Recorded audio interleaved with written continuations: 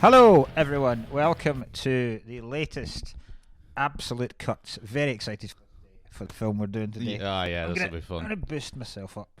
Oh, yeah. With my shitloads of pillows. You get your spine. Yeah. Your spine in. Spine I apparently realigned. have terrible posture, like beyond belief bad. Yeah, I think most people do. I'm like a proper. I think it's especially when you're skinny, it becomes across particularly. Or really, I'm turning into Nosferatu. I think that would be better if you were skinny, though, because... You don't think so? I think it's because you can see. I suppose You can see everything that's gone wrong. Because at least when you've got a gut like me, you can balance yourself out like a spirit level, like a Okay. weeble. If I look in the top of your head, there's a little bubble. Just Yeah. Do you remember the wobbling. weebles? Weebles wobble, but they don't fall down. Just be fat folk and you push them and they Yeah, just I do. roll about. They were great. Yeah. Very excited today for the film we're doing, but we'll get to that. Yeah. Cullen has come dressed very, very stonewashed jeans. Like proper fucking born in the USA Springsteen jeans. Yeah, I like them. Right, but I know, so did I. I'm not. Yeah, I wasn't slagging. No, but what? Right, so this has all happened recently when I realized I kind of threw out most of my clothes. Right, Mm-hmm. I was like, this is a joke. Mm-hmm. You're like, this is balling. You know, the jumpers are all like some of them. All are tight right, string, yeah, they're like, yeah. Dump it, start again. Then I was like, you'll do it. We'll dump it now. You're not going to need any of these. It's summertime. Yeah. You know, and then obviously like summer's terrible. Yeah. And then I realized I didn't even have summer clothes, so now I have no clothes in general. Right. Yeah. So little, right? So I was like, right, you'll go out and buy some. So I was going out here. So I went last night to Middlesbrough, right? Mhm. And Stockton, sorry. I was doing a gig in Stockton, and then I stayed there, and I just got the train here, right, to Glasgow. And I was like, I got spare everything with me, bar trousers. Right. And I was like, you don't need jeans. You just a pair of jeans for the 2 days. Aye. So all you have to do is keep them clean. Mm.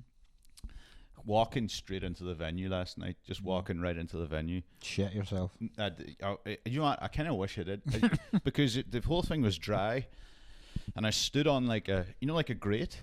Yeah. Like I stood on a grate and just squirted dirty water right up my leg. Like, look, it just squirted right Is up. this in the street? Or Yeah. That's in the street. Aye. Dry. So Mother Nature squirted me. Amazing. I was like, it's fucking dry. I was sitting there with Dean, and he was looking at me laughing because it was a completely dry street. It was like hidden water just went. And I was like, well, what? I can't do anything now. So I had to go on the stage absolutely bogging. It's so funnier too because it was like a quiet gig. There was only like 9 people there. And the guy was like, this guy's fucking supported Steve-O and Theo Von and Daniel Sloss, Ryan Cullen, and it was like half the audience were the bar, and half the audience were bartenders, and they were Amazing. all hammered. Yes. And then they were like, woo, and that was me coming on covered in dirt. Fucking yes. Big fan. I imagine getting like splashed with dirty bogging drain water is what it's like to pump Bonnie Blue. Oh, Jesus Christ. I reckon that's what that's what emerges from her vagina. The WhatsApp group. Drain water. Bin juice. Have you seen we were talking about her just there now? No. Oh my God. So like, because fucking Elliot goes, Elliot thinks she's good looking.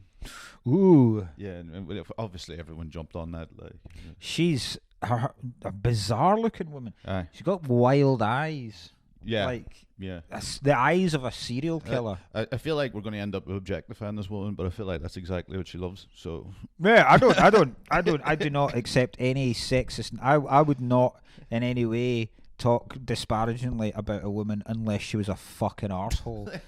And she is. There's no sexism in calling out an arsehole, in my opinion. yeah, It's like Stanhope's bit about you should never say bad about returning soldiers. And they go, yeah, but what if he was a prick? yeah. Like, just because he's been a soldier doesn't make him a prick. Just because she's a woman doesn't make her one of the most despicable people on earth. Yeah. Just now.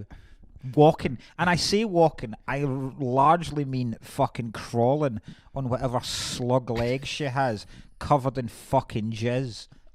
Leaving a trail behind her that I wish was flammable so you could set it on fire and burn the fucking witch to death. I honestly think she's one of the worst people to have ever existed. And I'm I like Hitler. Well, I'm a fan anyway, but that's probably not a good example. Hitler's not a good example of it. But she is. I don't. The other one. What's the other one? Lily fucking. Aye, Phillips, is it? You see, She's got the same name as the comedian Lily Phillips. Is there a comedian Lily Phillips? Aye, I didn't know that. Yeah, she's good crack and everything, so it's really funny. She's just like, "Are you fucking kidding me?" Oh no, that's terrible, man. That's like it's just like, yeah. Oh, there's a new Ryan Cullen on the scene, there and must he's a be- massive whore. There must be lads called Andrew Tate, Aye.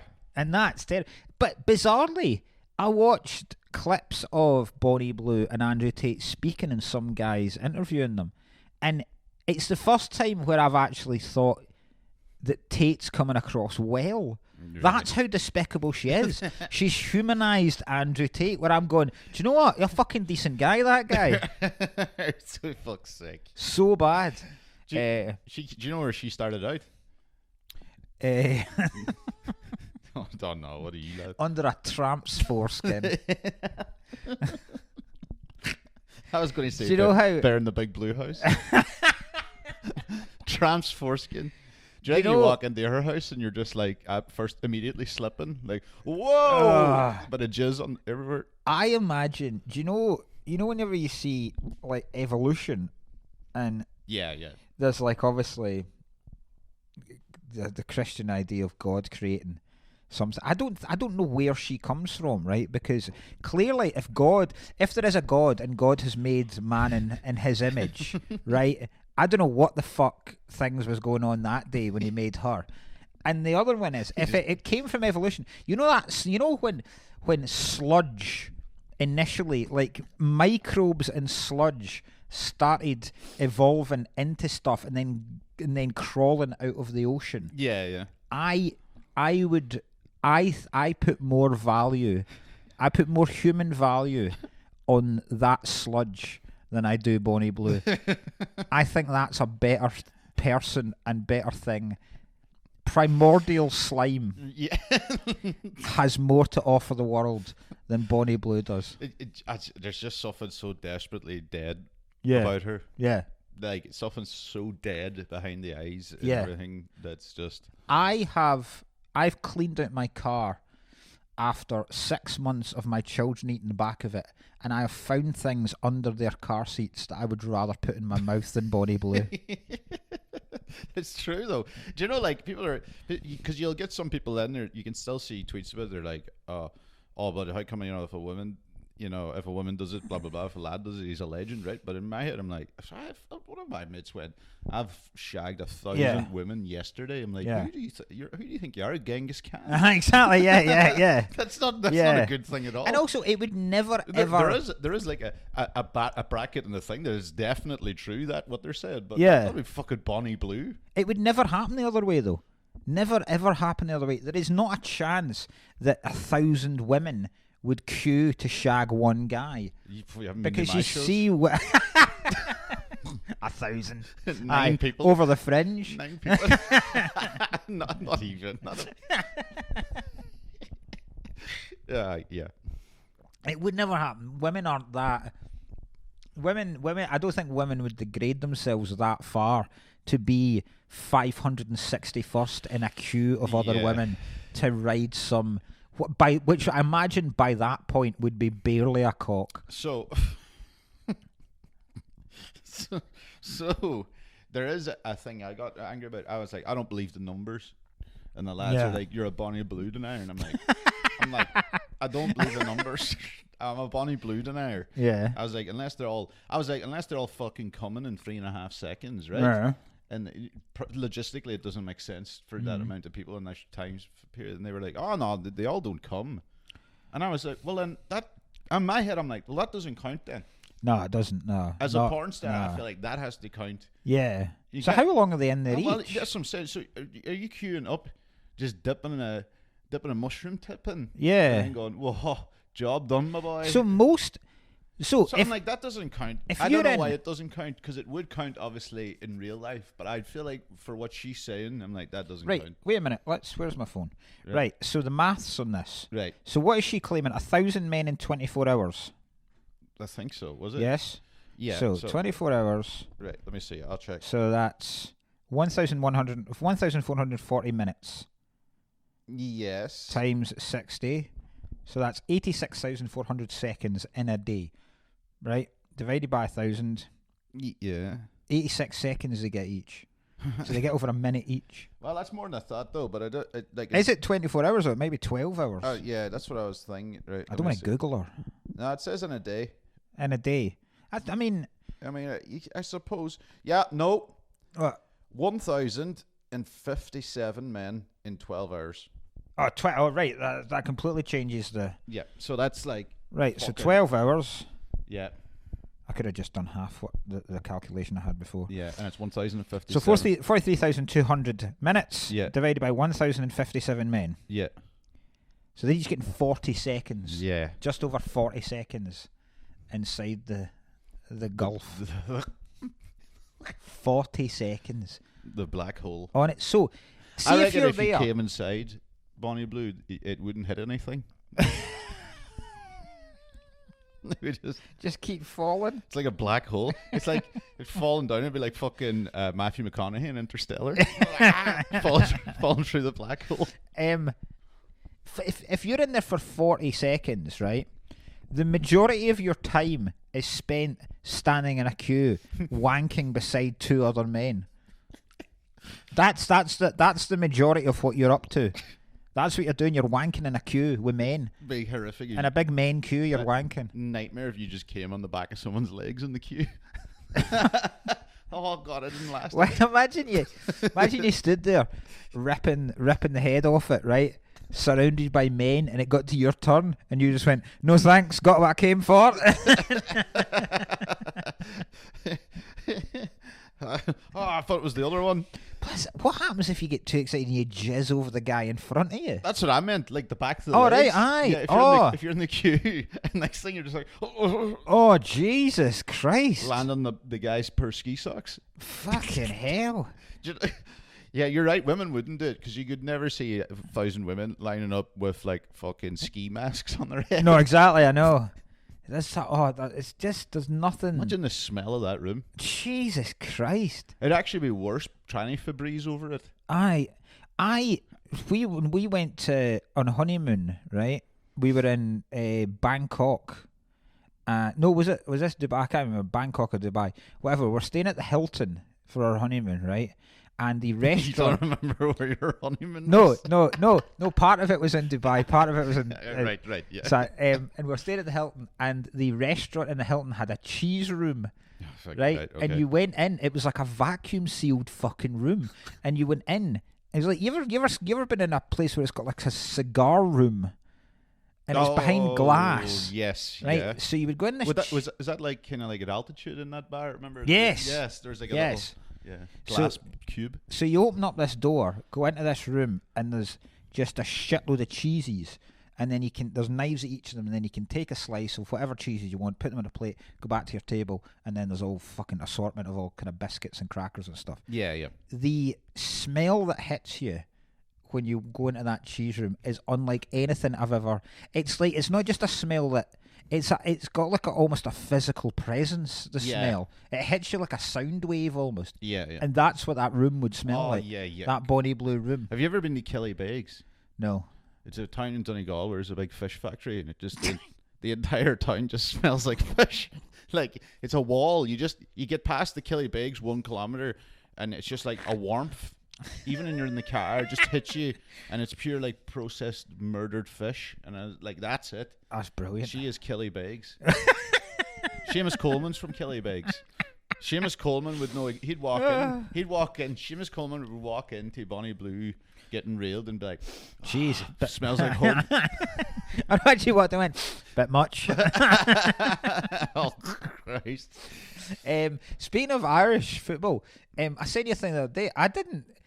One of the maddest films I've ever seen, that they've made a film of the argument between Mick McCarthy and Roy Keane before the World Cup. It's fucking mad. I mean, in terms of like, I will say this: it is stupid to see a film of it, right? But I will say one thing: when that happened, it was the most talked about thing in Irish. Oh, I can for imagine. Fucking years, like it's one of those ones. Every time you look back, you ever see Reeling in the Years? No, that would be real. It's a real Irish fucking classic TV show. It's on every day. It just shows you like it just shows you the news from like on that date Mm-hmm. throughout time. So like, you know, it's today's whatever date and they go like ever. But so many times it is just bringing up like the most common one is Mick McCarthy and Roy Keane. It's amazing. It's called Saipan as well. Yeah. And I was like, what the fuck's it called Saipan? But I didn't realise that was the training camp they were in. Because it was before the Japan-South Korea World Cup. Yeah. Am I correct? Yes. Yeah. Yeah, so Saipan. I mean, like, Steve Coogan is just essentially Michael Sheen now. Yeah. He's just taking on that's such a good mental characters. Yeah. He's done Savile. Yeah. Now Mick McCarthy. Fred West next. Then that guy who faked his death by building a canoe. He's playing Bonnie Blue. I need to tell you before Bluey? we go on, because we were supposed to be playing golf today, me and Ryan, but then Cullen remembered that he had Stockton last night, and bizarrely, when you said I forgot I've got this gig in Stockton, I'm going to Stockton after this at 4 o'clock, and neither of us realised how far away Stockton actually is. Yeah. Because I was like, I'll leave at 4. Like, I've been to the Arc before. In my head, it was always just like, 2 hours. Aye, 2 hours, 1 hour and a half. 2 hours, 1 hour 45. Well, I thought I'll leave at 4, and then I can go for something to eat when I get there, and then still be there for the... Because, like, Alex Boardman's comparing, who I love, and Kate Lucas is on, who I'm a huge fan of Kate great. as well. Yeah. So I was like, I'm really looking forward to seeing both of them. So I was like, I'll get there, go for a bite to eat, and then get to the gig, no problem for 8 starting. And then I looked at it and I was like, it's 4 hours away. And I'm like, what the fuck? I thought, genuinely, but it's ignorance on our part, because you just go, it's Newcastle. Like, it's next to Newcastle, isn't it? Yeah, Dean Cullen was driving down yesterday with me, and we both were just like, he messaged on the day going, it's actually, you're going to have to get here by like 3, not 4. Aye. Because, by the way, we fought our show. It said doors opened, doors are at 6, show starts at 7. And I was like, great. But the entire crowd, the 9 people, didn't know that. Oh, and for didn't God's turn up sakes. till 8. Oh, Jesus. So, yeah. Also, Stockton upon Tees. Yeah. Which Teesside, yeah. But is that the river? Is there a river Tees, I'm assuming? Don't know. When do English places become over something? Because you get upon something, and then you get something over Yeah. that. We don't do it. Nah, it's because we're normal. It's like, we just incorporate Dundee. Yeah. It's the River Dee. Okay, yeah. Yeah. I know that. Yeah, but it's not Glasgow over Clyde. Yeah, no.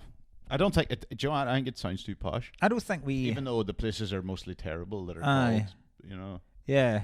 I mean, by the way, outside the gig last night, there was like we were driving past and we were like, oh my God, it must be like a methadone clinic beside it. And there's like 30 people like singing like, that is mayhem, right?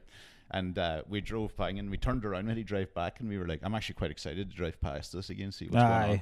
And when we drove around, there was 3 people on mobility scooters coming up the road, the middle of the road towards us. Oh, they slowed down and let the mobility scooters come out. They were fucking flying around. Oh, amazing. Yeah, it was a good fun. We that reminds me, the other day, last week, Amy was meeting. She's got like one of our work colleagues was coming up from London because she was bringing her daughter, because her daughter is looking around universities and Edinburgh's on the list. So they were coming around looking at the open days. So she was like, "Do you fancy meeting up?" And I was I was gigging, and so she went. She was like, "So my daughter's coming. Obviously, she's like 17, 18. She was like, bring the kids." So they went out to a restaurant in Edinburgh, and then they were just because they'd never been in Edinburgh, so they were like, "Can you show us around the city?" And obviously they know the city because of the Fringe and stuff. So we're walking around the city, and then the next day the kids were asking me, they were like, "What's the deal with that mad square in Edinburgh where all the junkies and drunk people hang out?" Right, it's just up from the Monkey Barrel. You know, at that church just off the Royal Mile. Oh, yeah. There's like a square. It's opposite the Tron. Yeah. Opposite the Tron pub. Yeah. And I was like, no, you're right. And I was like, I've asked people, and I can't find. I don't know why that square is just. Is it just because it's mental, sheltered, kind of? I don't know. That's the only. But it's. I mean, it's like fucking wild, and I love it during the Fringe because I'm cutting down to the Monkey Barrel quite a lot and stuff. You see, because it's like the resident junkies meet street performers. It's fucking incredible to watch. It's fascinating to watch these guys on stilts up a ladder juggling fire with all these folk. Hey, Viggy, yeah. Literally looking down on them. Yeah, getting them to heat up a spoon. Like, it's fucking incredible. That's great if and the Americans are all confused. They're all just like gathering around the drunk cave thinking it's going to be a street performance. Before we get to the film, I need to tell you. So, I'm sorry. My point was, we're supposed to play golf today, and but it's pissing down. So we canned it, and then it worked out well anyway.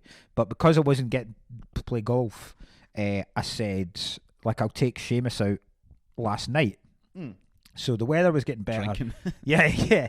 The weather was getting better around about 3 o'clock. So we were out about 3:30, and then we were back in by 4:30. I had to phone Amy to come and get us because we had a massive argument on the golf course, the two of us, right?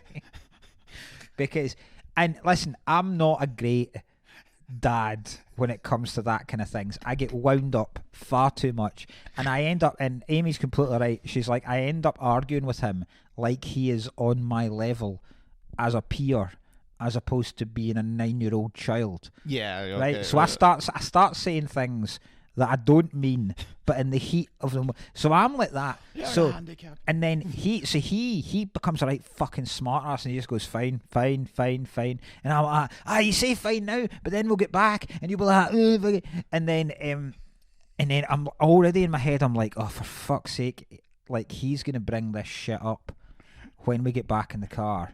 And Amy asks what's happened, and then I'm going to have to call him a liar, even though he's not, just to save face, right? So I'm already feeling like fucking shit because of this.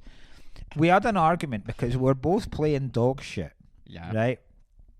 And then he gets really frustrated when he's not playing anything well. Yeah. Right? And he hit a shot, and it wasn't, but I went for I said something like, oh, nice one, but it missed the, I said nice one, while it was in the air, right? Because I thought it was going to get in the green, and it bounced badly and then rolled right off the green, but rolled about 30, because there's a hill in this bit. Yeah, okay. It rolled about 30 yards away from the green, right? We've done that before. You know, the connection looks good, and you're like, good. Yeah. So it rolls away, and then he goes, "What did you do that for?" And I was like, I don't. What do you mean? And he was like, "You jinxed it." And I was what? And he was like, "You jinxed my shot by saying nice one." And I was like, "How can I have possibly jinxed a shot after you've hit it?" Yeah. Like, if I'd have said, "Oh, this will be a great shot," and then you fucked it, you might have a point. But how can I possibly have jinxed a shot after you've hit it, right? And then he was like, just don't say it. And I was like, do you know what? I'll say nothing, right? I'll say nothing about any shots. How's about that? And he was fine, right? Then he takes another shot, fucking sclaffs it right over the green, and he goes, "Oh, now you've ruined it completely." Oh, right? Well, and I'm like, right, okay. Yeah. And then he fucking just he walks away, picks up his ball. So I'm like that, right? Fine. So I'm like, you're not playing now? And he's like, no. And I'm like, well, I'm playing. He's like, fine. And I was like, do you know what? I'm not playing. I'm not walking around with you sulking all the time. So then I'm walking away. And then this is when I start going, why did I do this? I then go, do you know what? Let's just go off this fucking golf course, right? And I'm like, oh, no, that's going to get brought back up, definitely. So then we get back in, and Amy inevitably sides with him. And then I'm fucking pissed off with her because she's not taking my side, an adult, over a 9-year-old child. And then everything gets sorted out. We say he's got a pal coming over for a sleepover. Isla's already at a sleepover. So I said to Amy, right, after you've gone and picked up his pal and brought him back, can I go out and just play 9 holes myself? And she's fucking desperate for me to be out anyway. So I'm a fucking nightmare. And she goes, of course, no worries, go for it, right? I get out and she's like, but keep your phone on just in case, because I won't have the car. Right? Yeah. So I'm like, right, fine.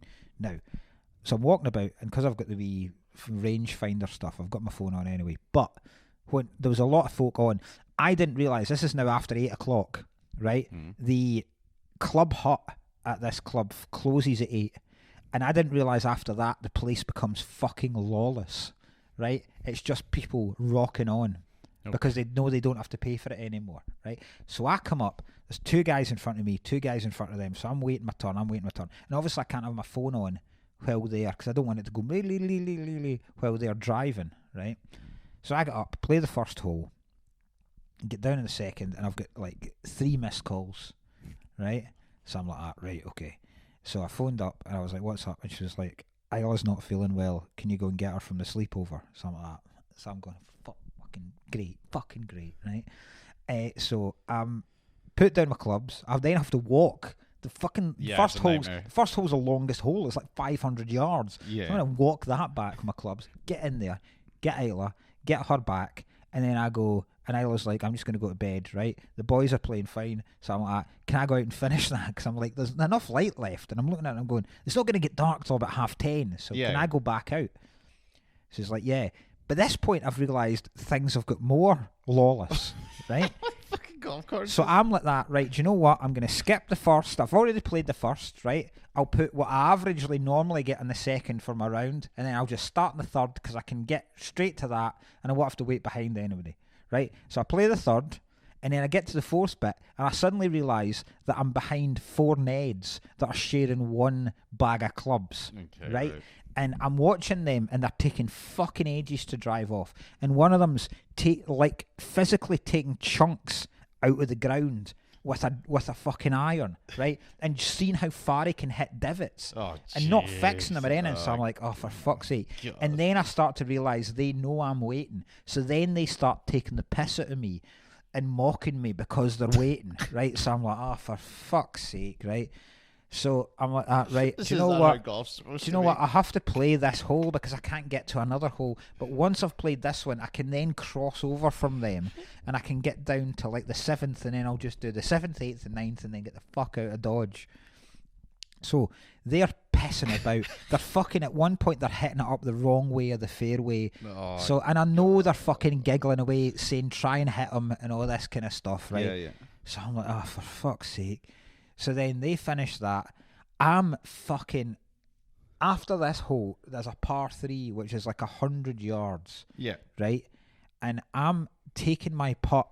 So that the par 3 is the 5th hole. I'm on the 4th hole, taking my putt. While they are chipping onto the 5th hole, now I don't know if they did it on purpose, but one of their fucking balls lands on my green. So I'm going, the cunts are trying to hit me now, right? So I'm like, right, take this putt, get the fuck off, right? I get down to where I could do the 7th, 8th and 9th. And then I'm going, this is now become hell on earth. It's Mad Max golf. I get down to the 7th. There's 6 guys that work the roads in their fucking bright orange road working gear, right? Who the fuck does with 2 bags between them, all tanning cans and doing coke at the 7th hole. And I'm like, what the fuck is this, man? Like, they're fucking steaming. They've just come off some tarmacking lorry, right, straight on the golf course with these 2 clubs and a 6-pack each, and they're just seeing in the end of the day, just fucking, and they're doing a thing where they're driving and one of them standing in front of the tee box, and they need to avoid him. But, oh my god! Right, so he's like going, just fucking hit it. So they're launching drives as he's about 10 yards in front of them, daring them to hit him. Right, so then I'm like, do you know what? I'm just going to go and play the first again. Yeah. I played the first and then the second, and I went home. What the fucking kind of mayhem was this? I've never, and I can understand, because when I looked at booking one, I was like, well, they must have times later on. I was like, oh Christ, they're all sold out. And then I looked at the next day and I was like, oh, the last tee time you can get's 7:30 because the hut shuts at 8. Yeah. So by the time the hut shuts, there's no greenskeepers, there's no wee officials anymore. So at 8 o'clock, it becomes the fucking Lost Boys. That's what it becomes. do they wake up every morning, the greenskeeper? Like, you shouldn't have to go around the thing and like completely replace the divots and lift up cans of Dutch Gold. It's insane. Sweeping Dutch Golds and baggies after. I know it's a council course, but the way people treat it is insane. That's fucking typical, isn't it? And it's such a contrast to when I go out in the afternoon, because when I'm out in the afternoon, it's normally old men either playing themselves or it's their weekly catch up. It's Yeah. just two old guys who couldn't be more polite. Like they'll go, "Do you want to play through, son? Because obviously we're old and we're taking." I was like, "That's very, very kind of you. Thanks so much. You'll take a drive, even though you're still shitting yourself." Because like I can't embarrass myself into two old men. And then they'll hit a drive. Like there was one time where I watched two old men and we did classic golf small talk banter where two old guys hit their drives and I went, "Cracking couple of drives, boys," and then they went, "Only decent one I've hit this year." And then I laugh, they laugh. Yeah. It's a lovely, we all go away quite happy. But no, not at night. Fucking at night it becomes fucking cell block H. I could not believe it. That's fucking excellent. So angry. So if you want to get some country time nighttime membership, Jesus Christ, that's amazing. They need a referee in golf. But my mind is going, but it's also free because I didn't need to pay either. So I'm like, is it worth this? Is it worth dodging gangs and coke taking workies to play a free round of golf? To play a free round of golf where by the end I had to use an orange ball because I couldn't see anything else. Oh, we were playing at night once and we just gave up on like hole 10 when it just started like disappearing, and we were hitting we had white. Anytime you had a drive, you're like, I don't know where that went. It's down there somewhere. I have no idea where. We were like, this is now no fun. Yeah. I'm like, I'm out. Yeah. Oh, it was funny. All right, before we get into the film, Yeah. I think, you know what I think we should do from now on? I think we should plug the Patreon here. Okay. All right. That's interesting. This is my Right. Jordan Belfort move. Okay. Right, okay. Is that right? Right, go for it. No, you do. Yes, thank you very much, obviously, for all the support and all that. We're going to start talking about the fucking Wolf of Wall Street now, but please make sure you keep following on the Patreon, where there's all like bonus episodes and all of that shit, and we're going to start doing a couple more specials, which are along the lines of other films that maybe we don't even have a DVD or what the Discard people choose. And most of the time, the Patreon episodes are answering questions from them. Yes. Including Stephen Riley, who tends to send us a 6,000 word question. It's getting funny now again. Oh, very funny. And on today's, we're going to be doing our individual top 5 Scorsese films. Yes. So I'll see you there, boys. But right, The Wolf of Wall Street. Now, I've had this for ages, and I'm very excited when it came around to do it. I love this film a lot. I possibly would put this in my top 10 films of all time. Ryan doesn't like this film at all. No. So this is going to be interesting. This is one that we've been fighting for years. Yes. This has come up so many times. So I've not taken, because normally my notes are normally like funny things I've noticed in the film. Yeah. Or bits that I don't understand, or bits I can take the piss out of, or just favourite bits.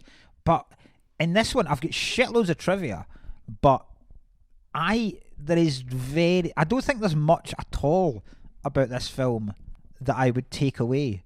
Even though it's 3 hours long. Yeah, it's too long.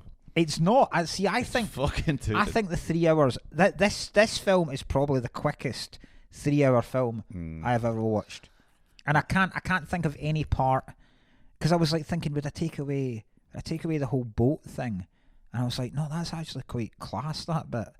And then I was like, I certainly wouldn't take away the bit where he takes the lemons quaaludes. Yeah. So that's fucking hilarious.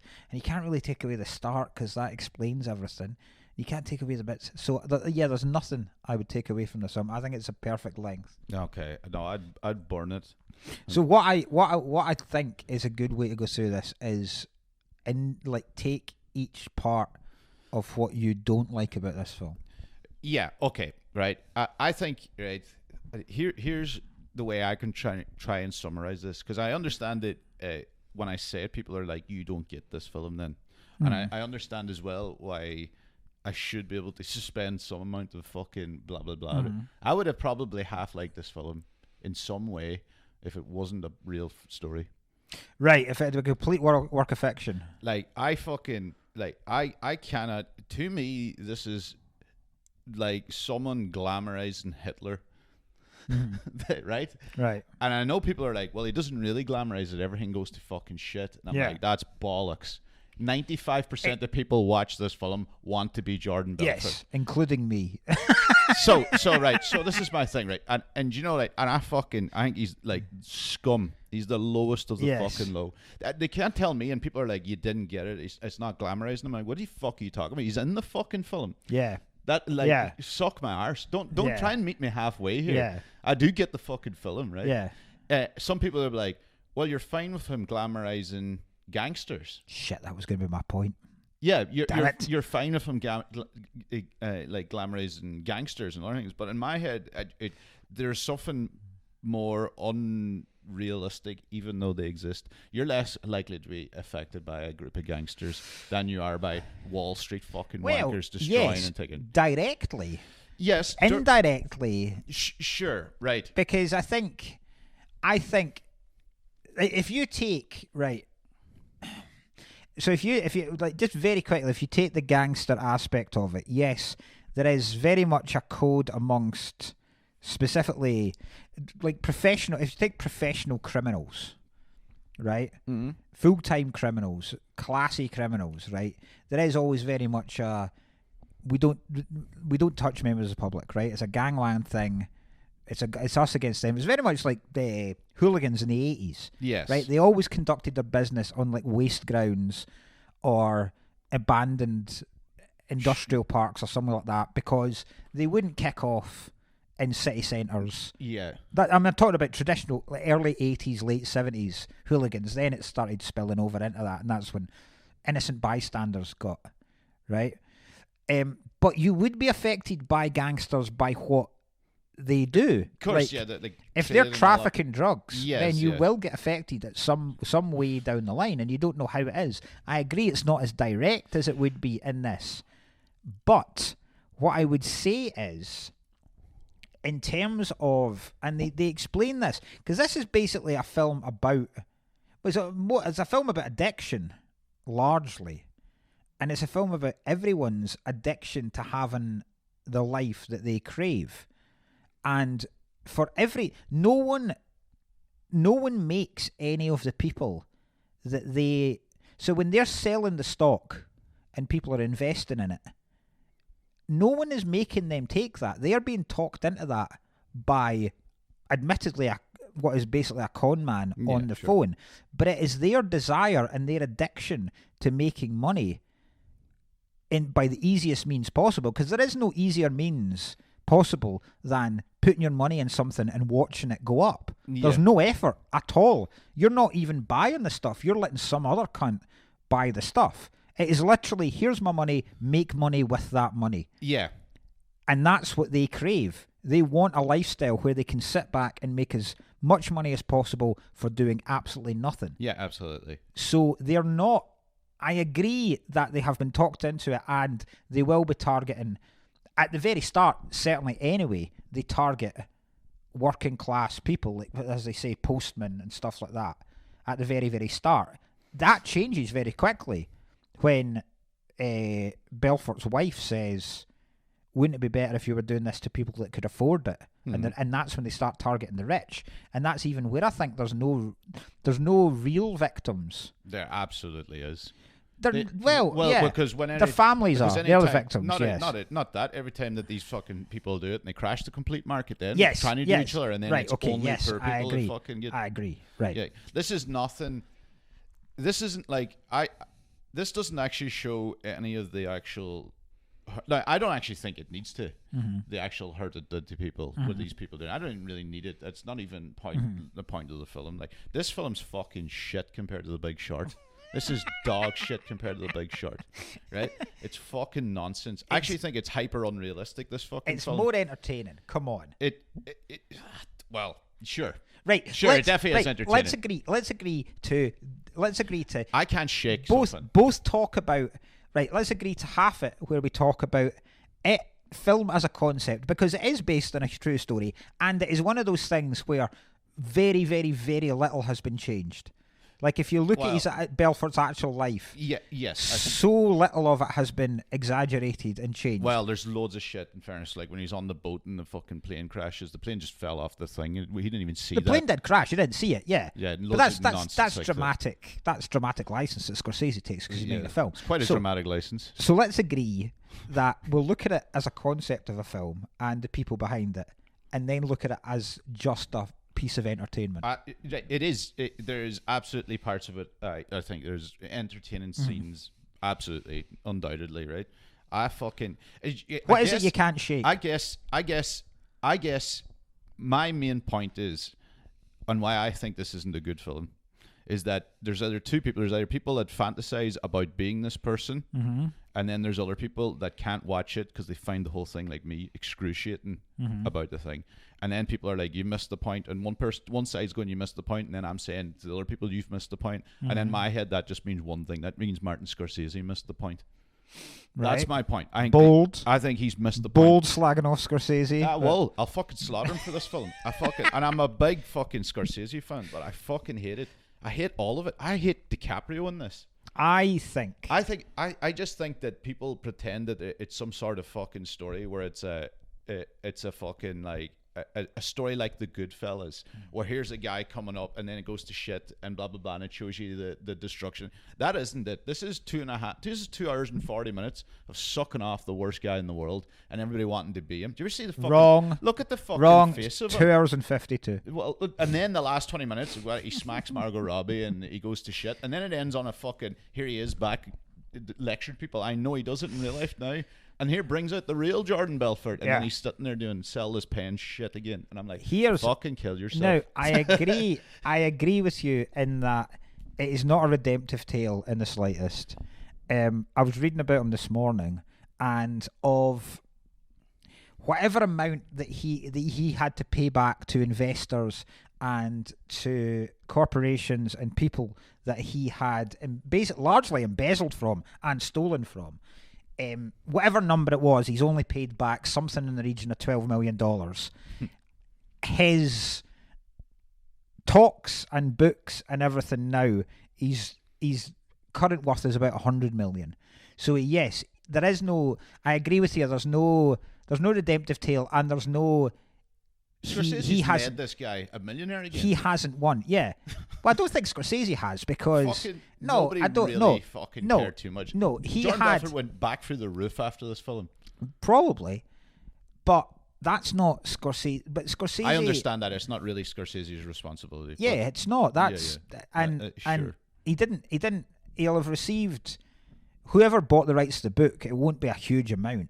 Yeah, he's made his money from his seminars and his money making schemes and stuff. And again, there's still this is again the kind of thing where so I agree with you that it's not a like Henry Hill at the end of Goodfellas.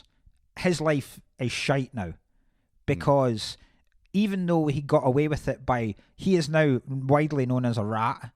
He has to look over his shoulder everywhere he lives. But the biggest punishment for his is he's not a gangster anymore. He is living a normal life like a schnook, like he says. He's living a life that to him is worse than being in prison. So he did get punished for it. Yeah. Jordan Belfort doesn't get punished. He spends, what does he spend 3 years, 36 months in jail. He won't consider himself a rat. He won't even consider himself fucking jail as because well. He doesn't. Even made that clear, but which is true. Yeah. I understand that it's just things are unfair. Yeah, but they don't have. Of course, Wall Street won't. Wall Street won't have the same. Would probably have less of a moral code than actual members of the mafia do, because at least they've got a code in that they do protect each other and they don't rat on each other. Whereas he quite happily rats on other people because they don't have that code. Just Wall so Street. He's not considering himself that, and he has gone on to be a massive success, right? So yes, there is no punishment really in the end, and you're saying he's become bigger. He's become even bigger and more. These people that are going to these seminars still aren't victims. This is their problem. They are still they will know what a kind of guy he is, and are still so desperate to have this lifestyle that they'll go, I'm quite willing to ignore the fact that this guy is a fucking con man, absolutely, and a shyster, but I'm still willing to invest in him because that risk is worth it if I could even taste a fraction of that life that he promises. I watch this like I watch when a neo-Nazis on Joe Rogan. Yeah. I'm just like, why is this all of this happening? Yeah. That's I can't shake it. I should be able to shake it, and I never can. I think I think everyone misses. I think this is a movie for people that drink Huel and listen to the Diary of the CEO podcast. I know you drink Huel, but I think it's spawned. Wait, yeah. I have drunk Huel. Let's not. I have drunk Huel.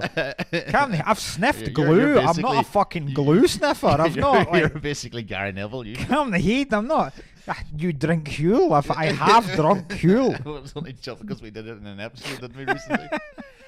Do you know? I think I think it's just fucking spawned so many cunts as well. It's like, do you know, like I reckon the guy that owns Brewdog watches this film every day.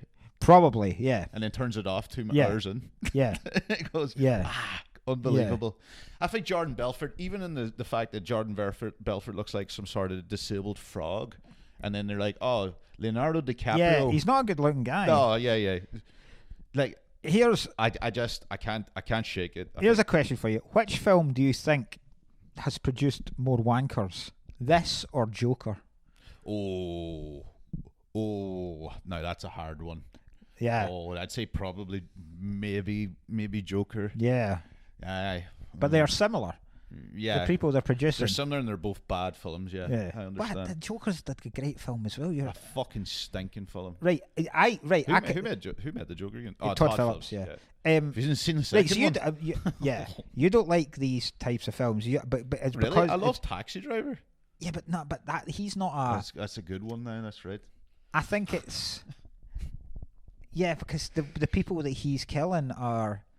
I think you've got an issue because this is rich people doing this. Yes, I have an issue. Yes, not only about rich people doing this, but I just think he's completely missed the point. I think everyone's missed the point, and we're missing the points from different sides. So in my opinion, that means he's missed the fucking point, and I can't shake it. And then it's a collection of overindulgent scenes where it's like, I don't want to sound like a fucking prude because I love this type of stuff usually, but I just can't shake that it's all thinging real people and it's not presented in some sort of way that his other films are, where it's obviously bad people. I know they are bad people and he doesn't really shy from that, but I just don't think there's any redemption in this thing. There may not have been redemption in real life, and then I'm like, well, what's the point in this other than a big suck off of the worst people in the world? And that's what I can't do when I'm watching it.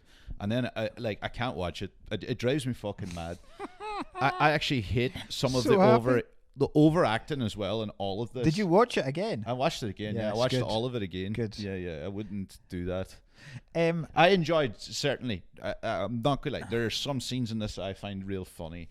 Jonah Hill's a fucking prick in real life, but like I enjoy his. I thought he was very good in it. You know, I love John Bernthal that turns up in wild bits. Yeah, Margot Robbie's unbelievable in this. That's the only realistic thing. He's banging a young 20-year-old. Yeah, well, I've got. There's this. Well, I'll tell you this one now. Who was it that? Was it Olivia Wilde? Yeah, I think it was Olivia Wilde that. There's various people auditioned because Margot Robbie had never been in a Hollywood film before this. Yes, which is it's mental to think when you consider how massive a star she is now, and that's in 10 years. Like, she's literally gone from this, which is a film where, let's be frank, she gets her minge out in, has gone from that to being arguably the biggest actress in Hollywood now. Yeah. That's a hell of a career rise. She is. She's brilliant, though. I will give her that. She's unbelievable. Yeah. So I think it was Olivia Wilde that auditioned for the part of Naomi. Okay. And the reason she wasn't given it is she was too old to be a realistic wife of Jordan Belfort, even though DiCaprio is only 10 years older than Olivia Wilde, and it is that kind of art. Life imitating art, in the fact that is this DiCaprio going, come on now. Imagine doing that to Olivia Wilde. No, I'm alright. Yeah. My problem, right? I'm very hypocritical with this film because I love it. I think the reason I'm able to accept, certainly I'm able to accept the actions of and the character of Belfort, I think is because of DiCaprio. How much I actually like DiCaprio as an actor. You're right. Okay. I think it dulls down the actual devastating shit that he's doing. Yeah, sure. Yeah, sure. I suppose that's probably part of it in a good acting part. And I think the other reasons I don't dislike it as much is everyone in this film is a piece of shit. Hmm. I think there's not one person in this film that deserves any kind of light at the end of it either, and that's why I'm not that bothered about them all shitting on each other. Even Belfort's dad, even though he's like the voice of reason, yeah, he's a scumbag in the office, he is still a scumbag because he can see exactly what's going on and he knows exactly what's going on. Margot Robbie's character is a piece of shit as well. Yeah. She's purely in it. She's purely in it for the money, and you realise that when everything goes to shit and she's leaving him, even though you go, for fuck's sake, there was umpteen chances, but she doesn't leave him. I mean, like, she left the other guy as well like, when she saw a guy with a bigger house. yeah, the minute that he comes back when he's fucking off the loods and with the daughter in the house, that should be the moment where you go, right, that's when you it shouldn't get to the point where he's leathering the shit out of you and punching you in the stomach and then driving a car, a Lambo, with your daughter in the back into a fucking statue. That shouldn't be the cut-off point where you leave. But the other reason is, and genuinely true, is if I met these people, this is what I mean about it. I'm only seeing it as a film. If I met any of these people in real life, I would hate them beyond belief. Yes. Like if we met, and we know people like this, if we met people like this in the Loft Bar or an abattoir at the Fringe, and they will be cutting about these kind of cunts. Yep. There's a good chance I'd either get so wrecked that I'm just so pissed off, or I'd just leave because it wouldn't be worth it. Yeah. And that's what I when I was thinking about how much you hated it and the reasons you hated it, that's where I can't reason with myself, because I'm like, why is it just in this film? I should be able to shake a bit of mine too. It is a film. Yeah. I should be able to also meet you halfway there and be like, I just can never do it in this film. Do you know what I think it is? I think it's way safer to fantasize about being a gangster than fantasize being a scumbag banker. That's true. I think that's what it is. That's very true. I think that's the fantasy. That's very the true. fantasy element of this is so actually realistic with people we know, like everywhere, that think that. Do you know what? Do you know that part where you said the thing and he hits Margot Robbie, punches her in the stomach, puts the kid in the car, drives off? The next scene in the next 10 minutes is the real Jordan Belfort in the film. Yeah, no, I know. And I'm like, fuck this. I can't. Yeah. I'm like, it just makes me fucking. That's a very good point. I just like, fuck this. Fuck I've probably never really considered the fact that he's actually in the film. And I'm like, what is this? So you can't start like. I fucking hated it. I hate more than anything the line that they wrote in about when he's chatting to Kyle Chandler. By the way, this is the only Martin Scorsese film or film in general, or I was hoping I was going for the police. I was like, go on, Kyle Chandler, fucking kill it. I do like him. Yeah, he's a good actor, like Kyle, and he was good in this, right? And like, fucking, he's an FBI agent, FBI scum, and I was still more on their side. The fact that you remember he was like, oh, you're gonna be sitting there on your train at the end of all this here, wondering how life's going. And then there's a scene of him on the train, literally looking around at people, going like, all this is over. I'm like, fuck you. See, I didn't get that for that bit at all. I was like, fuck off. I got that from him being content that was his life. Well, I hope I didn't get him going, oh fuck. I don't know. Really? I suppose you're meant to. I suppose that's a good scene then, is the fact that we've both gotten different things out of it. I thought it was like, oh, there's all the fun's over now. See, I think there is and it's not a good. It's not a thing I'm proud of. I know there is a part of me that does like fantasize about this kind of lifestyle. right? And it's a weird thing. It's very much like this aspirational thing that they constantly give to men, and that this is what you could have, this is the car you could drive, this is the woman that you could be sleeping with, these are the clothes you could be wearing, these are the drugs you could you don't be want to doing. be sleeping with a Christian Melody. Yeah, exactly. Fuck off. Yeah. Do you notice they lived in Trump Towers as well? When she pulls him at the car, that's in front of Trump Towers. Now, it's very much the same as when I've talked before about how much I used to read like FHM and Loaded and all that kind of stuff. FHM in particular, Loaded was much more laddie. Loaded was much more Oasis, Blur, Britpop, very much going down the pub every weekend, sinking 12 pints, Lucy Pender. Pulling someday, playing the fruit machine, getting the jackpot, spending on a bag of coke, going up the road, getting a kebab, and then doing exactly the same thing the next night, right? That was what Loaded was. FHM was much more aspirational. In the FHM, even though it was aimed at men my age, so 18 to 21, nothing in the adverts was in any way attainable for us. Like, it was adverts for cars that we would never be able to afford, particularly the clothes. The clothing in it was suits and shirts and polo shirts and jeans and stuff that were upwards of like 300 quid. Yeah. That when you're that age, you're never ever going to aspire to that. Yes, yeah. And so it was very much selling you a lifestyle that you were never going to get. But if you did, fucking hell, how great life would be.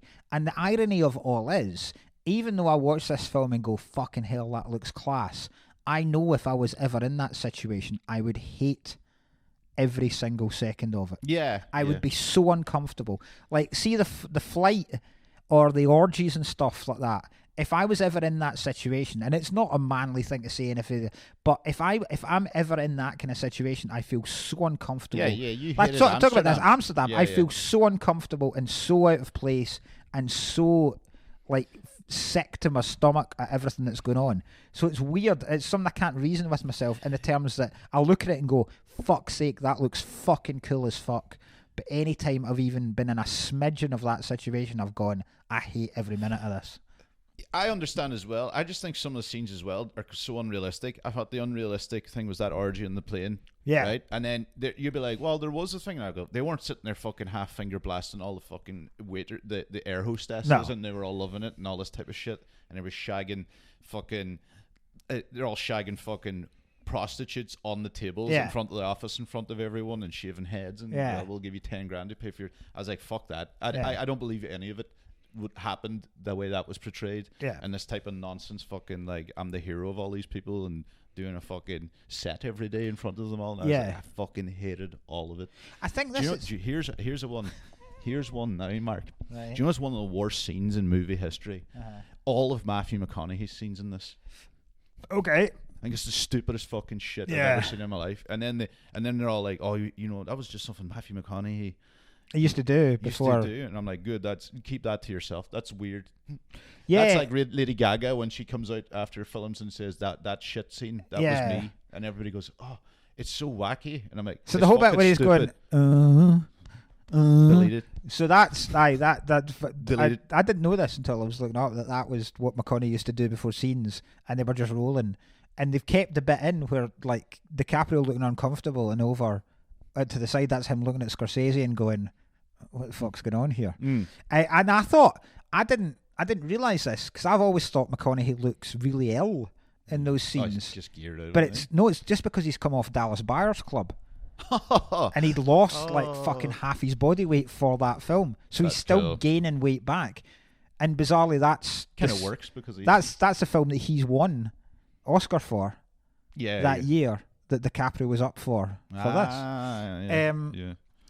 What was I getting? Better film. Better film. But there is, I mean, Tell you what, it's better than Killers of the Flower Moon. yes. Oh, it's better than a lot of Scorsese films. Yeah, it's better than Silence. It's yeah. actually better than the terrible run he's currently on. Yes. Like The Irishman. That was also like, I mean, at least this is more watchable than the fucking Irishman. The glamorization of it is, because I was thinking about this as well. See the bit where they do the flight and then they trash the hotel room in Vegas, and he goes, all in all, the whole weekend cost me $2 million, right? there is still part of me, like particularly when we went to Vegas. It's a weird thing between what you want to happen and what does happen and you regret. And that, like, if I was in that situation, right, I'd be go, do you know what? It would be fucking class to go to Vegas. And it's the way this does it in terms of like The Hangover. Like The Hangover is just clearly farcical with them trashing the hotel room, and then they feel terrible about it the next day.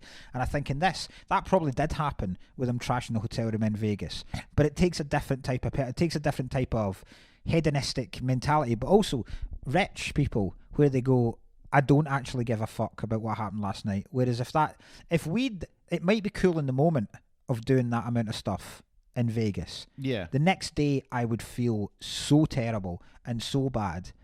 And like for example, you ever have these things? I have them at festivals sometimes where I go, do you know what?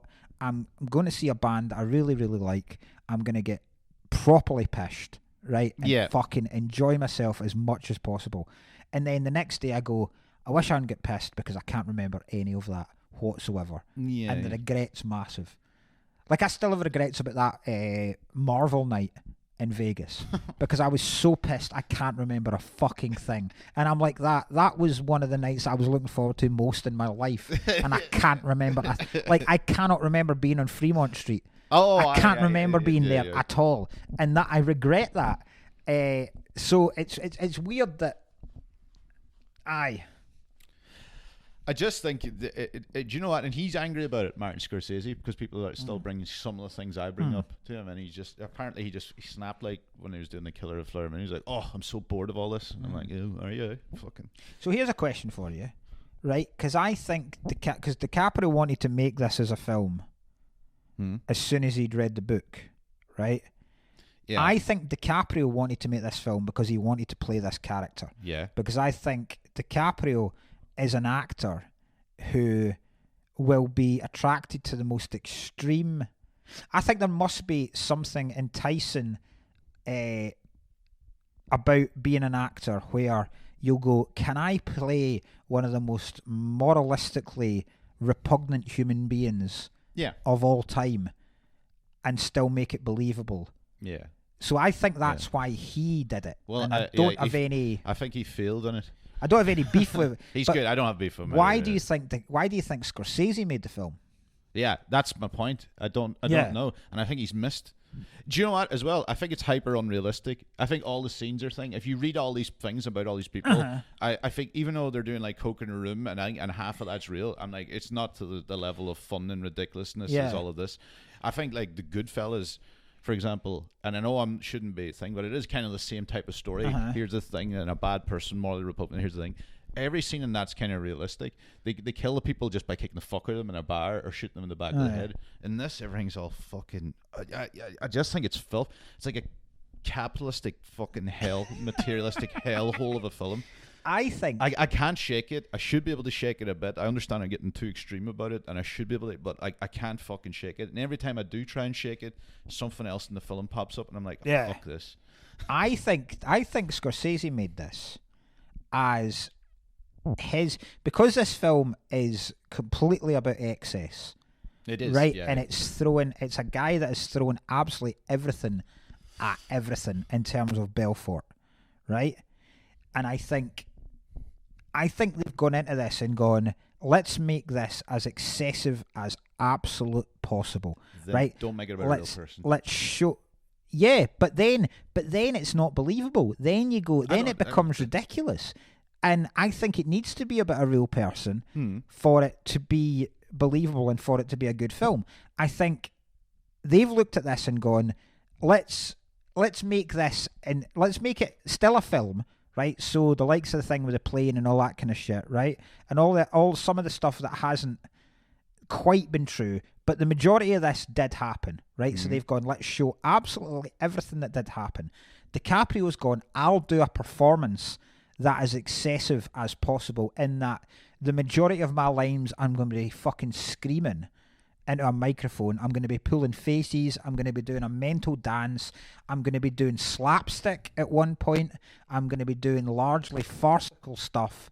I'm going to be acting my fucking arse off at this. So I'm going to do that. And Scorsese is also going, right, if you're going to do your absolute excess acting job, I'm going to do my absolute excess directing job, and I'm going to throw every single fucking Scorsese thing I can possibly do this. There's going to be voiceover, there's going to be freeze frames, there's going to be mental editing, there's going to be flashbacks. I'm going to put a song over every fucking scene that I love. And I think he's just going, every single Scorseseism that I have is getting done to this film to its absolute fucking max. Yeah. No, I definitely do. Yeah, that does fucking.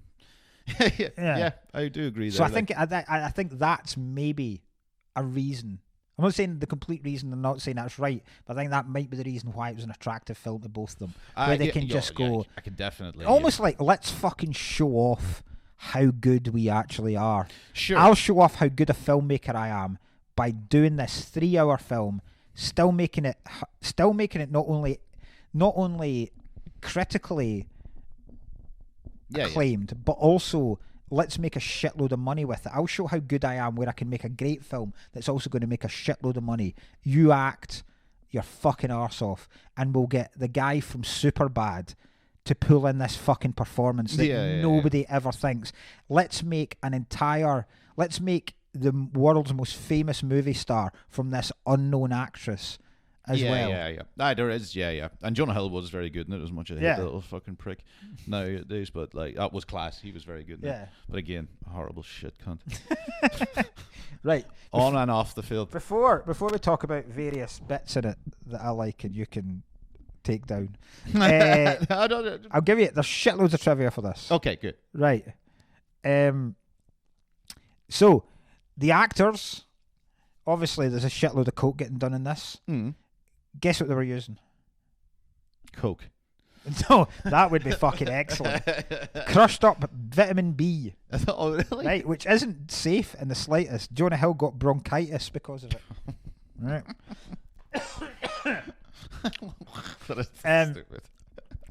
When bronchitis. When Margot Robbie and DiCaprio are pumping for the first time, and the dog jumps up to bite his foot, they couldn't get the dog to do it, so they put chicken liver in between DiCaprio's toes. Oh, Jesus Christ! What a way to take the edge off lying on top of a naked Margot Robbie. Chicken liver in between my toes. Jonah Hill was so desperate to work with Scorsese, right? He sucked him off. He had a meeting with him. Scorsese already said, yep, you've pretty much got the part, but Hill still demanded that he audition for it. Okay. And accepted only 60 grand, which is the industry minimum for the role. The bit where, they did actual shag. Pretty stupid in hindsight, but yeah. They did actually shag on top of a load of money. Yeah. Which they didn't actually shag, but no, but when you're on top of actual money. Which caused multiple paper cuts to Margot Robbie's back. Christ. DiCaprio got multiple paper cuts to his knees, but he says he didn't really care because he was already in bed naked with Margot Robbie. Okay, weird thing to say. Yeah, that's a bit of a weird thing to say. I understand he's absolutely in the right, but like but I'm like, don't say it. How Jonah Hill's cock was a prosthetic, the one that he's wanking off at the party. Oh, aye, right. Right. Oh, these two. Sorry, I was about to go. Fucking presume so. Like, in fairness, these three are interesting. Yeah. Right. Well, one question, and there's three interesting ones. Okay. How many times do you think the word "fuck's" said? Much is that? Oh God. 30. 30 times you think the word "fuck" is said in that? We've said the word "fuck" more than 30 times in this podcast. Right. How many is it then? 569. Oh my goodness! At the time, a record. Oh, what's beating it now? What beat it? Did we cover what beat it? I can't remember what beat it. It's changed many different times now. I think Scorsese reclaimed the record from Goodfellas. Oh no, from Casino. With this film, someone else, I think it was Menace to Society had taken over or something like that. Right, these are the three interesting ones. The scene where DiCaprio and McConaughey are having lunch at the start. Guess what building that's in? Oh God, I don't know. World Trade Center. What was it? Oh, nice. That's where they had their meeting. Okay, the new one. Right. Which unlikely... Oh, no, I'll ask you that one last because that's quite interesting. During the kissing scene between DiCaprio and Joanna Lumley... Oh, yeah. Oh, that was funny, though. DiCaprio was so nervous that the scene required 27 takes. I often wonder... Hold on. Is he find her repulsive? Is that what he said? No, I think what he's saying... I think he's saying he was so nervous about it took 27 takes. I can't imagine... There must be times where actors have been so into... And I don't know that it's never been in a sex scene, but there must be times where actors are so into a sex scene that they fuck up so that they can do it again. That's right. Do you know what I mean? There We'll must have to be. take that again. There must. I mean, like letting out a fart. Oh, I'm sorry. Yeah. Oh, Jesus. Or like leaving something in. Farted on Margot Robbie. Yeah, we're like- gonna have to do this all again. Which unlikely person is to largely thank for this film being a film? Oh, what? You'll never guess this. There's one person that is largely responsible for this becoming a film. Oh God. Is this Les Dennis? No, nah. Do you know what? You're not that even that. Oh, what? Tommy Chong, one half of stoner comedy duo Cheech and Chong. Right? What? Tommy Chong was serving a sentence in a Californian prison for selling drugs over the internet. His cellmate was Jordan Belfort, who was serving a 22-month sentence for fraud. Belfort told Chong multiple stories about his days as a stockbroker, and it was on Chong's encouragement that Belfort should start writing his book, The Wolf of Wall Street. Wow. That's There you go. actually great. I enjoyed that. Good fact, Yeah, isn't it? yeah. Questions I had for you. When McConaughey says it's rookie numbers, having a wank three times a week. Yeah, I felt bad. I was like, that's probably I'm around that. I think I'm around that Yeah, as well. I was like, oh, rookie numbers. I went, shit. I can't even imagine 3 times a day. No, I've definitely done it before. Oh yeah, so have I. Yeah. But Yeah. I've been in Blackpool. It gets you're doing nothing else. There's nothing else to live for in Blackpool. Yeah, but by the third one, you're like, Jesus Christ, I'm really emptying all the fucking serotonin here. Oh God, you're sweating. You're sweating out everything. You're red raw.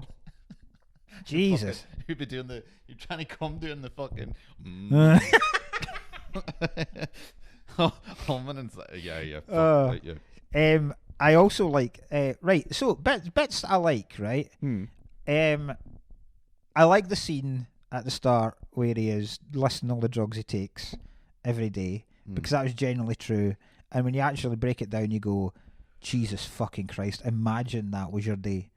Well, like we've done that's that. insane. What? We've done that in certain holidays, but I mean, for every day, yes. Yeah. Considering the fact that we Ow. can. Fucking hell! That's a balloon. Shit, I thought that was a fucking. I thought that was a drive-by. I thought the fucking like plug exploded. Jesus Christ! How the hell did that happen? My I can kids smell. My kids had an orange balloon in this room, and it's just exploded. Fucking hell! I shit myself there. Jesus Christ! The ghost of Jordan Belfort. I kept He's still expecting alive. expecting fucking Pennywise to appear. Fucking need to take a load of Quaaludes now. Calm myself down. We regardless of what holiday anyone ever's been on, you've never fucking. What you talk? Like he takes 8 Quaaludes a day. Oh, the Quaaludes, yeah, obviously. Coke, weed, drinks, morphine. Oh, I mean, every day. That's right. Morphine fucking as well. insane. Yeah. I've never done that. Also, Quaaludes look class. They do. Yeah, they definitely do. They look. They There look is like a lot of nothing fun. done in this film that doesn't make Quaaludes look incredible. Every single time I've watched this film, I have Googled Quaaludes. and checked, and I don't know why I expect it to change. Somebody's What- bound to have redone this. What are Quaaludes? No, where could you get Quaaludes now, right? And it's impossible. It's not even like they're so illegal it'd be difficult. No one has made them since like 2003 or something like that. Okay. They literally stopped getting manufactured. So you would need a scientist to get the building blocks together and recreate them. And then I was like Googling what is the closest thing to Quaaludes, and nothing really. Because I always had a fantasy, right? Because this came out 2013, I think, and at that time Rock Ness was still a festival. Rock Ness was incredible. It was a dance festival, and it used to be pretty much all of Scottish comedy went to it, because Brett was running a cool tent at it. And I always said to my pal Colin, who's coming to Kendall Colin this year, I was like, if the Prodigy headline this festival, we'll get Quaaludes. It doesn't matter. We'll go to the ends of the earth. We'll go to the chemistry department of Glasgow University and just pay an entire team of them. You've got 3 days. Make Quaaludes. Come out with one tablet. Oh man, we've made it. So yeah, and there's so many funny bits about this film. Like, there's so many funny scenes. The bit of the party where they're taking the Quaaludes and they're talking about the Steve Madden, like they're talking about what they're playing beer pong, and they're talking about what they could do next. And then Belfort says that's why they take the Quaaludes, to get the synapses firing. Yeah. And then it looks like those little pills are working their magic on Donnie right now. And then he starts goes, Steve, and then DiCaprio starts going, Steve. Yeah. That's funny. Yeah. The dwarf tossing is funny. Yeah. Regardless of what that's fucking. Of course, yeah. And what's even funnier than the dwarf tossing is them discussing hiring the dwarves for tossing. Yeah. When DiCaprio, I thought the funniest bit, I always used to think the funniest bit was when DiCaprio. That's my favourite scene. When DiCaprio goes, I want someone with a tranquilizer dart if one of these little fuckers starts running around, right? I thought that was the funniest bit. The funniest bit is when Jonah Hill goes, and the thing we've got to worry about, these things gossip. They get together and they gossip. And I was like, that is hilarious. I remember watching it. I remember when it came back up. Oh god, I remember loving this scene. The idea that's one of the main traits of dwarfs is that they're gossips. It's so funny. It's just so inhumane. It is, but it's so over the top. It is. It's funny in how inhumane it actually is. So I thought that was class. Yeah, I think John Bernthal's fucking excellent. He's excellent in pretty much everything. I think he's class. I think he's class when you first meet him, and he does the Sell Me the Pen. I think him and Jonah Hill argue with each other. Yeah, they're so good at it. Fucking hilarious. The one when he gets arrested. I enjoyed that scene because I enjoyed Jonah Hill's after absolutely flipping out when they're arresting him. Yeah. And him in the car, like, fuck. Yeah, I think that's so funny when it's funny, yeah. When just the two of them arguing. Yeah. And it's just because it is funny because it's odd because, like, you know, John Bernthal's obviously tough guy, whatever. Yeah. Your man's not really tough guy. He's just a mouthy cunt. No, but he properly gives it as well. Properly, it's funny because he properly matches him. You're gonna knock whose teeth out? You knock whose fucking teeth out? Yeah. I think that was very, very, very funny. I think the whole bit with the butler when Margot Robbie walks in and there's just this mass gay orgy happening. I thought it was funny. Yeah. And then I thought them hanging him across the fucking balcony, just two stockbrokers suddenly going full Goodfellas. Yeah. So that was funny. I think there's a lot of really, really entertaining things. Yeah. There definitely is. Like, yeah. Enjoyed. Well, I mean, to be honest, I enjoyed the dwarf part mostly. Yeah. And listen, it is a farcical. Like the whole, like it's proper slapstick that DiCaprio was incredibly good at. When they've taken like the old, when Donnie has found the old ludes, and then they think, oh, the potency must have worked off, so they end up like taking 12 each. Yeah. And then it starts to come on to him when he's talking to the private investigator on the phone. Yeah. And he starts slurring his speech. The whole bit from him collapsing at the phone to him waking up the next morning is brilliant from DiCaprio. Yeah. Like crawling along the floor, looking down the steps, and it goes from like 6 steps to 20, falling down it, opening up the Lambo's door with his foot, but the foot getting his entire body getting dragged up with the car door. That was great. The reveal of the fact that He says, somehow I got home without a scratch on me or the car, and then the cops dragging him out and the car's fucking done in. Yeah. And then the whole, Jonah Hill pissing himself on the phone laughing, and him go, get out your fucking phone. Like, yeah. Brilliant. Yeah, that was all excellent. Brilliant when he's acting. pushing when Yeah. they're fighting each other. Yeah. You know, he's trying to chase him on the floor. Yeah. You fucking, Yeah, I know what yeah. you did. He's like, You fucking piece of fucking kill you. yeah, piece yeah. of It was shit. excellent. I enjoyed that too, yeah. When he's wrapped up in the telephone wire. Yeah. And Margot Robbie is just the most stunning woman ever. When she walks into that party, you're just like, No, Jesus H. Christ. I mean, it's just like Jesus H. fucking Christ. Yeah. Like, you Yeah, can, absolutely, yeah. you can't condone it, but you can fully understand why Jonah Hill comes out wanking. Because you're like that. What else do you do? How else do you express your sheer amazement at the beauty of something without... It's what I did when I saw the Mona Lisa for the first time. This is the most perfect... I thought you were going to see your wife. You got the Mona Lisa. It's the most perfect thing I've ever seen in my life. That's why they've covered it now in glass. People- Some people have blown their muck on People it. thought I was a Just Stop Oil protester. Oh, what are you against? I'm against nothing. Just enjoying the man's art. Don't even know why I picked the Mona Lisa. Was there some sort of orange man came on it before this? The Mona Lisa is the first funny one to come into your head. Yeah, I know. I don't even know why. I was just trying to think of something beautiful. Yeah. I could have said a newborn baby, Yeah, but that would have been even worse. Yeah, I do find it's very funny. You know, like Jordan Belfort's real voice too. He's very frog. Yeah, it's it's quite very funny. yeah. It's just funny, you know, that he's kind of like. If it was kind of more realistic, I feel like Toby Jones. Or Yeah, Timothy Spall would yeah, have been closer yeah, to playing him than. Yeah, Or you know, I think Rob Lowe would have been a decent shout. yeah, a yeah. wrinklier Rob Lowe. Yeah. I wonder what she looked like. I've seen her. I looked her up. Her name. She's It's not Naomi. They changed it. It was not Nadine. Nadine. It might. Yeah. Is it Nadine? Because that's what the boat's name was. Yes. So it's Nadine then. Well done. She doesn't look that. I mean, she's not. Oh, well, She's I'm not not saying as- is she Margot Robbie? Not many She's not people Margot are. Robbie, but she's clearly a very, very good looking woman, and she's Okay, yeah. clearly, she's very, very similar. She's very, like, she's blonde. like- And then what was funny was I was watching a video about it, and I was watching a video about to see what was real and what wasn't in terms of the film and the actual life.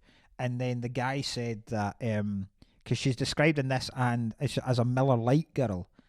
Okay. Because like Miller Lite used to have these models in their commercials, Yeah. and he goes to say she was a Miller Lite girl's a bit of a stretch, and then he shows you the commercial that she was in, and she basically leans down and pats a dog at one point. The whole advert's about a guy going out playing frisbee with his dog, and he says, but sometimes when I'm playing frisbee I like to crack open a Miller Lite, and at one point she pats the dog and fucks off, and you go, I mean, is she really a Miller Lite girl? It's not Yeah. it's like meh.